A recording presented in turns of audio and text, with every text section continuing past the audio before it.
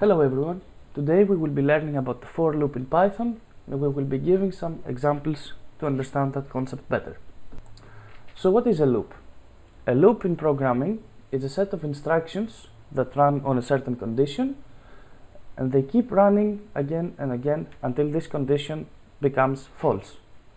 The for loop is used whenever we want to iterate through a sequence until we reach the last step, the last iteration of this loop. So let's go ahead and give an example. I'm going to make a new variable, a new array of integers 1 through 6, and now I'm going to start a new for loop, and I'm going to say for I in data list, for I in our array, print I. So let's see what happens if I run this. Okay, so you can see that the numbers 1 through 6 are printed on the screen.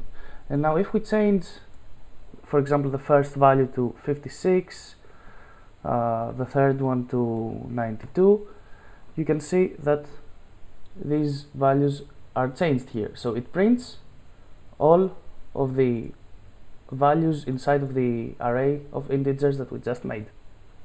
So let's say I want my for loop to run from 0 to 6, and I don't have this list over here. What I can do is I can use a function already built in Python called range, and I can say for I in range 6, print I. So if I run this, you can see that it prints all of the numbers from 0 to the number here minus 1. But now what if I want to start from a different number and not 0? What if I want to start from 6? I can do 6 and 12. I give this function two values, and now what's going to happen is the for loop is going to run from 6 up to 12 minus 1, 11. So let's see what happens. So 6, 7, 8, 9, 10, 11. So by default, for this range function, the step is by default set to 1. So this is the step. This means that every time the loop is run, the number of I is incremented just by 1. So if you can see, the result here, the output is the same. Now I can change this to, for example, 2, and now you can see that the step of our loop is 2. So it starts from 6, then instead of 7 it goes to 8, and then to 10. Now we can do the exact opposite right now. So we can start from 12 and go to 6 with a step of minus 1. So as you can see, we start from 12, 11, 10, 9, 8, 7. And keep in mind, whenever you're using a negative step, you need the first number to be greater than the second one. Otherwise the loop will never end.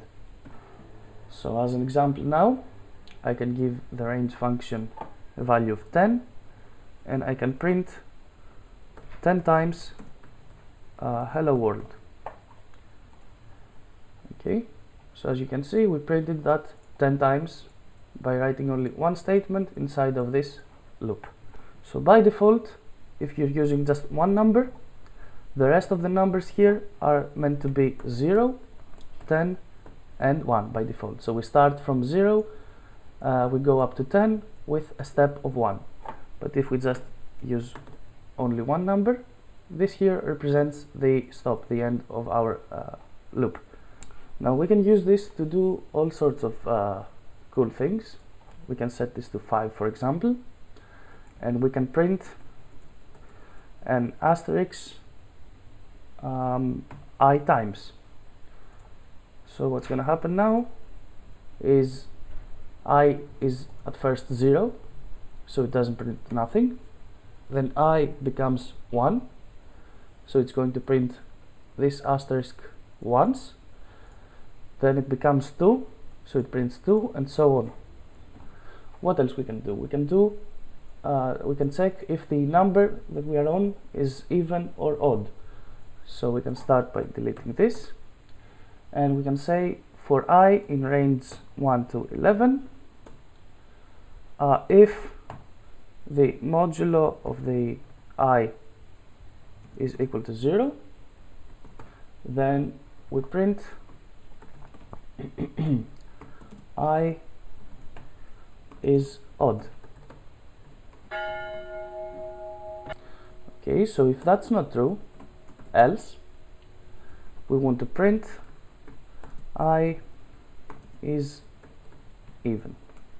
So if we go ahead and run this, you can see that 1 is even, 2 is odd, 3 is even, 4 is odd, and we just automated the process of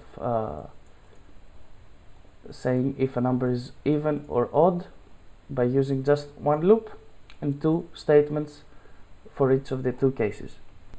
So here are some exercises you can do to practice. The first one is print 0 to 50 with the help of range by only using a single argument. So inside of the range function, you're going to use only one number here. The second one is print 25 to 50 numbers using the range function and use start and end arguments. So here in the range function, you're going to use two arguments instead of one. The third one is print 50 to 75 numbers, increment by 3 using the range function. So here you will start using the step. Print 100 to 0 numbers, decrement by 4 using the range function. So now you're doing the opposite. You start from a higher number and decrement by 4 until you reach the end number.